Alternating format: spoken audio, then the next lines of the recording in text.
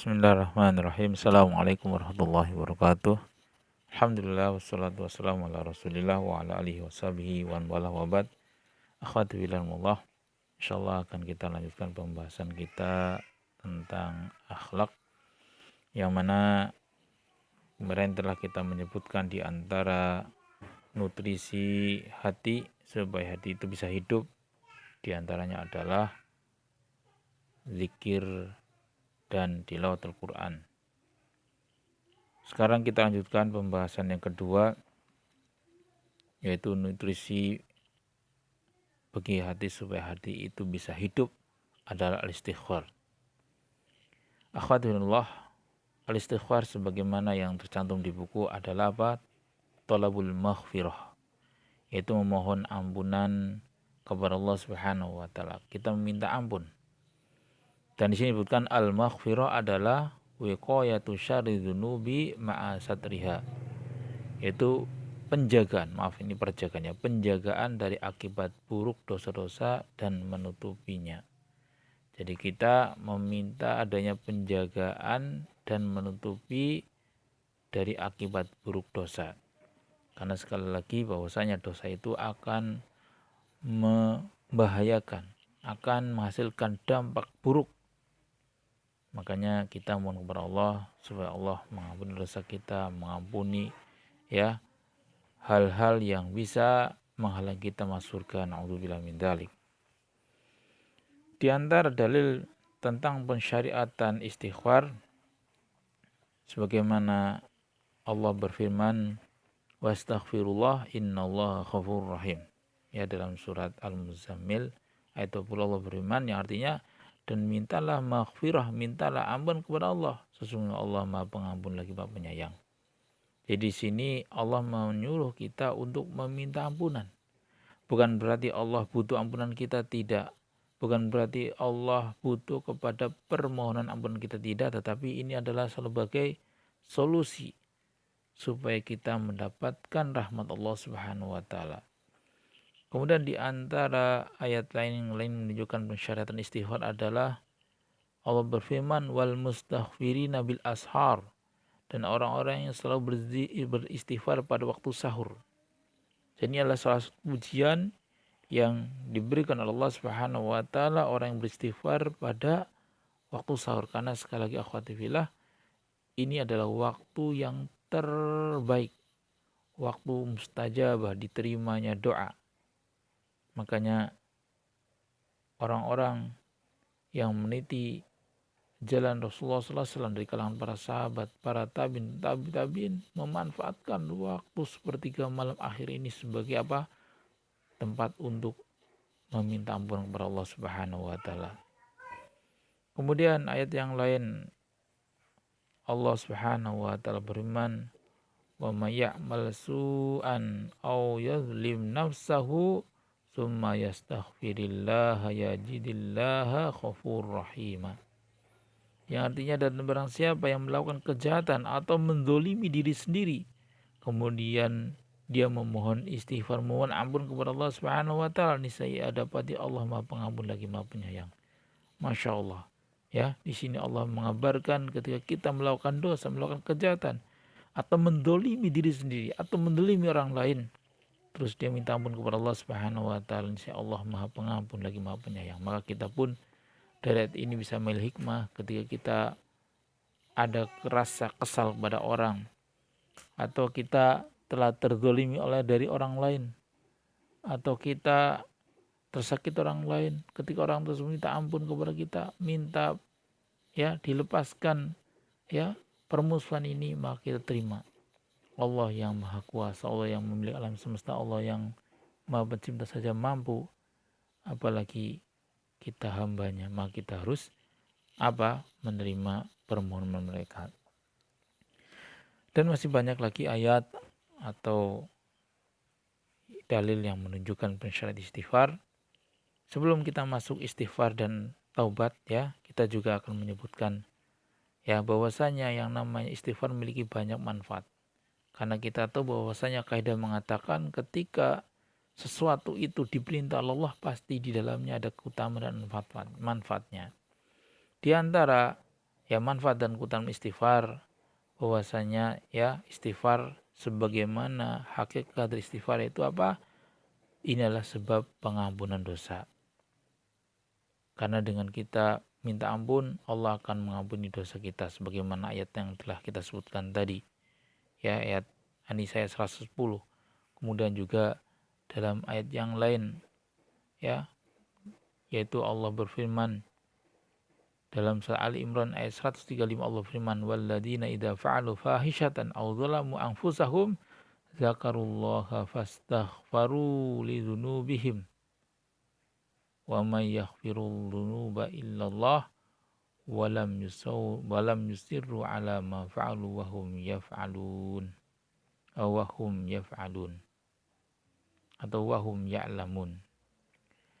Allah Subhanahu wa ta'ala firman, walladzina idza fa'alu fahisyah, dan orang-orang yang apabila berbuat fahisyah, berbuat keji, au dzalamu anfusahum, atau menganiaya diri sendiri, terus apa? Zakarullah, kemudian dia mengingat Allah. Jadi ketika dia melakukan dosa, dia mengingat Allah setelahnya. Ya. Fastaghfirullah atau fastaghfarullah atau fastaghfaru.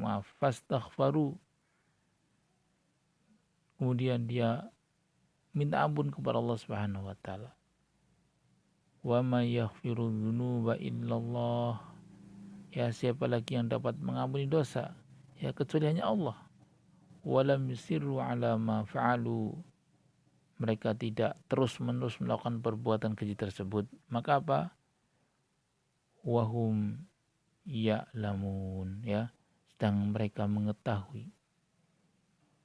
Jadi sekali lagi akhwat ini, akhwati fillah, menegaskan ketika kita melakukan dosa, baik ini sengaja atau tidak, kemudian mengingat Allah dan minta ampun kepada Allah, maka apa? Allah akan mengampuni dosa mereka.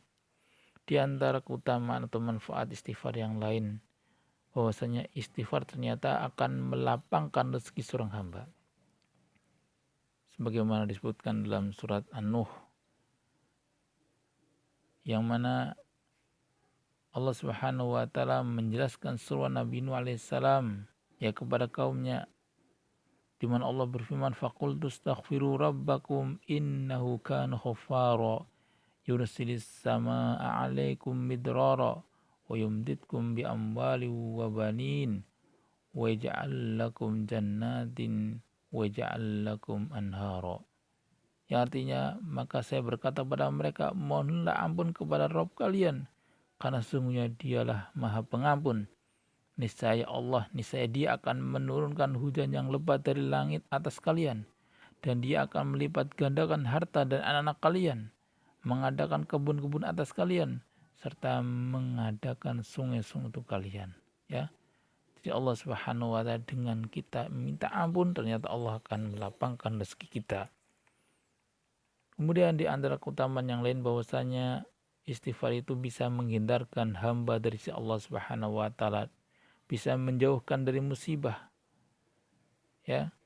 Sebagaimana Allah Subhanahu wa taala berfirman dalam surah Al-Anfal ayat 33, Allah berfirman yang artinya, dan Allah tidak akan menyiksa mereka sedang mereka dalam keadaan beristighfar.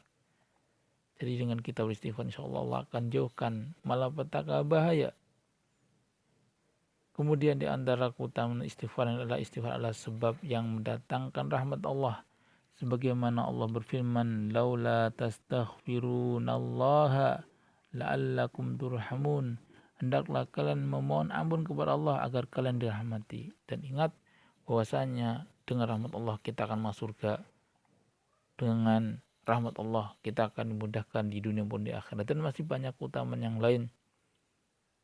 Ketika kita melakukan istighfar, insya Allah kita akan mendapatkan keutamaan yang tidak terhingga. Kemudian di antara hal yang perlu kita pahami, bahwasanya istighfar dan taubat ketika disebut secara bersamaan ya dalam Al-Quran, maka istighfar dan taubat ini memiliki apa? Makna. Istighfar berarti permohonan dengan lisan. Adapun taubat adalah berhenti dan menjauhkan diri dari perbuatan dosa dengan hati dan anggota badan. Jadi akhwati fillah, dengan kita melakukan istighfar, melakukan taubat kepada Allah, niscaya Allah akan mengampuni dosa kita. Ada hukum istighfar sama dengan hukum doa. Bila Allah menghendaki, maka Allah akan menerima dan akan mengampuninya. Kebalikannya, bila Allah tidak menghendaki, maka Allah tidak akan menerima dan tidak akan mengampuninya. Karena sekali lagi istighfar itu apa? Doa. Kita mohon ampunan. Dan yang terakhir, ya kita akhiri dengan perkataan emas, perkataan indah tentang istighfar. Di mana di antara perkataan yang berkaitan istighfar sebagaimana Luqman Al-Hakim berpesan kepada anaknya, di mana dia mengatakan, ya bunai awid lisanak Allah maghfirli, wahai bunai, wahai anakku yang aku sayangi, ya biasakan lisanmu dengan mengatakan Allah maghfirli, ya Allah ampunilah aku, ya ayo Allah ampunilah aku. Karena sekali lagi kita tahu bahwasanya apa, kita memiliki dosa, ya fa innallaha sa'atun la yurad fiha sa'ilan. Sesungguhnya Allah Subhanahu wa ta'ala memiliki waktu yang ketika itu tidak ada seorang pun yang ketika meminta kepadanya kecuali akan dikabulkan, tidak akan ditolak. Maka mari akhwati billah kita selalu berdoa kepada Allah, minta ampunan sehingga kita mendapatkan kemudahan dari Allah Subhanahu wa ta'ala. Kemudian di antara hal yang perlu kita pahami berkaitan dengan istighfar, bahwasanya disebutkan oleh Hasan Al-Basri rahimahullah ta'ala, beliau berkata, aksiru minal istighfari fi buyutikum wa ala mawaidikum wa fi turuqikum wa fi aswaqikum wa fi majalisikum wa innama kuntum fa innakum ma tadruna mata tanzilul maghfirah.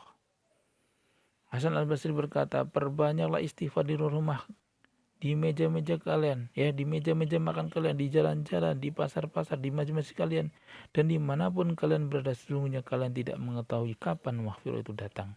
Dan masih banyak lagi perkataan-perkataan yang ini akan memotivasi kita untuk selalu beristighfar. Dan kita akhiri dengan perkataan Abu Hurairah radhiyallahu anhu, bahwa Rasulullah SAW pernah bersabda, Allahi inni la astaghfirullah wa atubu ilaihi fil yaumi aktsaru min 70 marrah.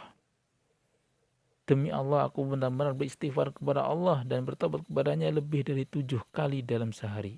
Bahkan dalam riwayat yang lain, ya, sampai 100 kali. Coba bayangkan, makhluk yang diampuni dosa yang lalu, dosa yang akan datang, dan di zaman surga sampai minta ampun kepada Allah 70 kali, bahkan lebih, bisa sampai 100. Kita hamba yang penuh dengan dosa, maka marilah kita berbanyak beristighfar kepada Allah, dan sucikan hati kita dengan selalu beristighfar kepada Allah Subhanahu wa ta'ala.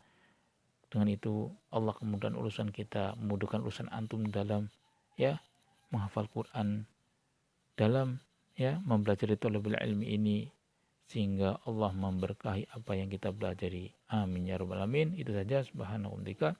Asyhadu an la ilaha illa anta astaghfiruka wa atubu ilaik. Akhirul kalam. Assalamualaikum warahmatullahi wabarakatuh.